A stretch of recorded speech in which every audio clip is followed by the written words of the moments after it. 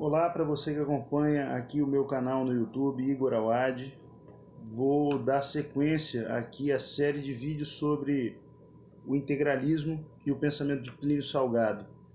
Nós estamos aqui tratando da obra Direitos e Deveres do Homem, de 1949. Estamos tratando do capítulo 3 da obra, o terceiro capítulo da obra, que é propriamente segundo o que o próprio Plínio ensina, ele mesmo diz isso no prefácio, é o resumo da sua doutrina política. É o resumo da doutrina política. Então, a gente veio falando sobre o homem integral, a concepção de homem integral, e entramos nos corpos naturais, não é? O Plínio faz uma leitura aí integral dos direitos humanos. Então, a gente dá sequência hoje nesse vídeo para falar sobre propriedade. E aqui, de saída, eu já chamo a atenção que no capítulo 9, pelo menos que eu li aqui, que eu consegui contar, ele apenas uma vez cita o termo propriedade privada e uma única outra vez fala em propriedade particular. Isso foi uma coisa que me chamou a atenção, porque quando a gente fala em propriedade privada, porque isso seria proposital. O nome do capítulo é propriedade, e ele fala muito em direito de propriedade, direito à propriedade. Sim, qual seria a razão do Plínio fazer essa omissão, Só um minutinho que eu vou tirar o celular do Vibracol. Pronto. Qual seria a razão dele omitir a palavra privado ou omitir a palavra particular? Talvez os liberais, vendo esse vídeo, já devem estar quicando, né? Tá vendo? Deve ser um comunista e tal, papapá. Os comunistas já não vão gostar muito que falo de propriedade, seja propriedade privada, seja... também não vão gostar. Mas é isso mesmo, o integralismo é aquela visão que desagrada tanto liberais quanto comunistas, né? O integralismo consegue desmascarar, né, esse fundo comum que existe entre essas duas doutrinas. Eu venho falando isso sucessivas vezes nos vídeos que eu tenho gravado sobre Plínio Salgado. Vamos lá. Primeira coisa para a gente entender propriedade. Qual é o fundamento, qual é a finalidade da propriedade privada? Ou melhor, da propriedade, né? Não que a propriedade não seja privada, sim, é propriedade privada o que ele está falando.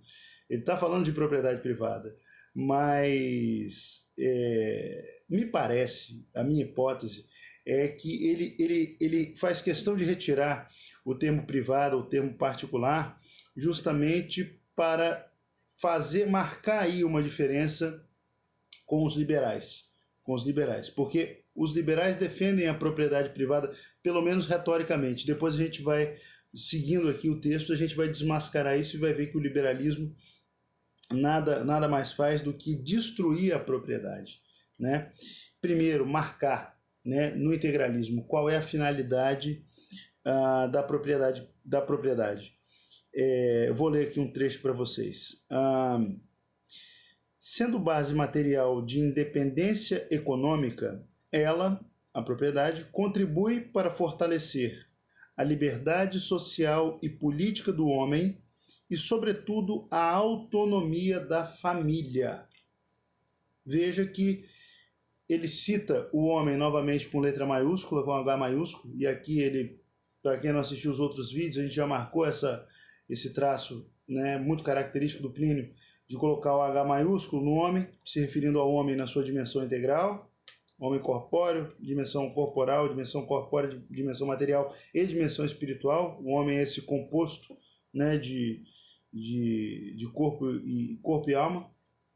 Então, a finalidade então da propriedade é fortalecer a liberdade social e política do homem e da família. Veja, a opressão econômica, ela quando existe, quem já sofreu uma opressão econômica sabe do que eu estou falando. Não é brincadeira. Não é brincadeira. E realmente é algo que retira a sua liberdade, retira o seu espectro de oportunidades e acaba se feita de uma maneira muito brutal uma opressão econômica, leva, se o homem não tiver muito preparo espiritual, muito preparo para segurar o baque, leva a uma animalização, porque ele vai sair desesperado como um animal em busca de comida.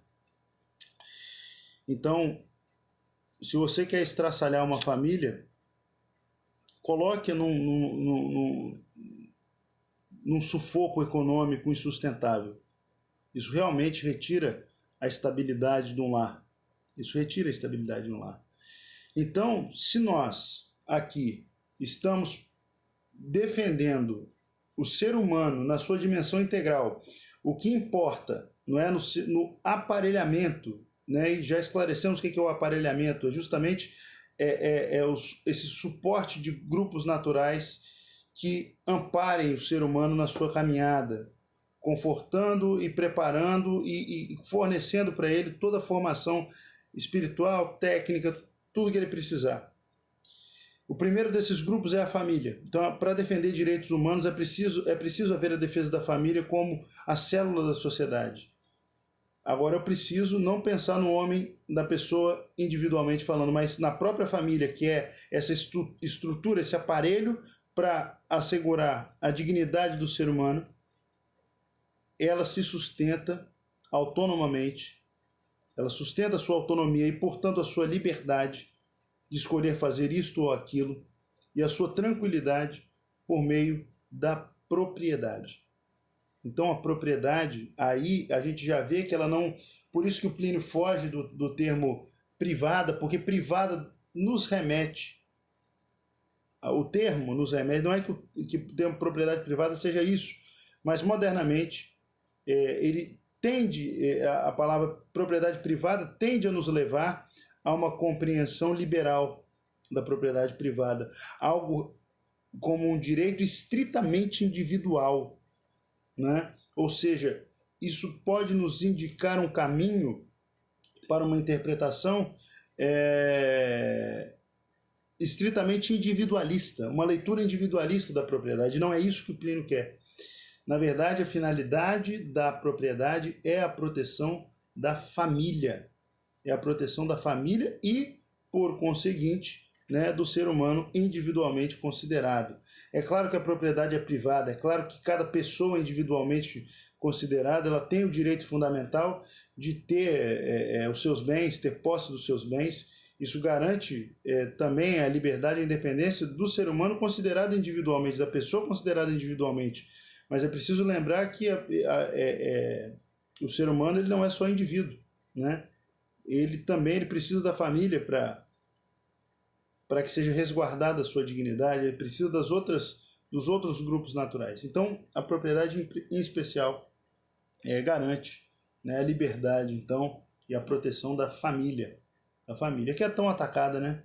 Tão atacada pela depravação do liberalismo, quanto pela depravação do socialismo também, né? Que embarcou na onda agora no século XXI, num discurso extremamente liberal do ponto de vista da moralidade.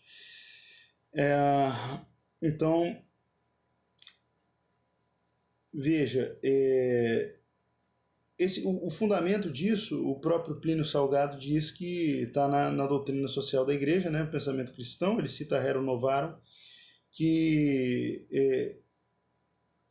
Vou ler aqui o Plínio Salgado. A propriedade, por conseguinte, deve ser mantida numa sociedade cristã com o fim assinalado pelo ensinamento cristão. : atender às necessidades do proprietário e também do bem comum da sociedade. Abre parênteses, Rerum Novarum, fecha parênteses. Então, essa dimensão social, muito, muito diferente da chave interpretativa que o socialismo usa, na verdade, a chave interpretativa da função social da propriedade, que é muito defendida pelos socialistas e que está na nossa Constituição Federal, no artigo 5º, inciso 23, ela merece uma chave de leitura diferente da socialista, porque, na verdade, a leitura socialista, quando fala-se em função social da propriedade, fala-se em destruição da propriedade, retirar a propriedade do proprietário para oferecer à coletividade. A coletividade considerada como massa indeterminada de indivíduos. Então, mas não é isso. A função social da propriedade está justamente na proteção da família, não é? Que é a primeira sociedade.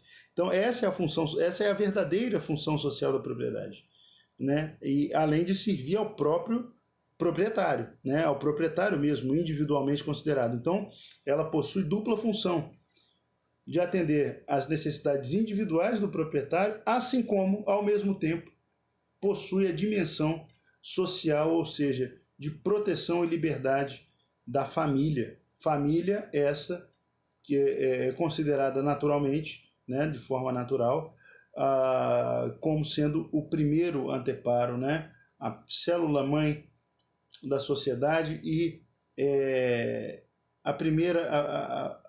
o primeiro refúgio, o primeiro e mais fundamental refúgio do homem considerado individualmente. Então, eu vou parar por aqui, tá, por hoje, mas eu só queria assinalar isto. Qual é a verdadeira função social da propriedade? Qual é a finalidade da propriedade?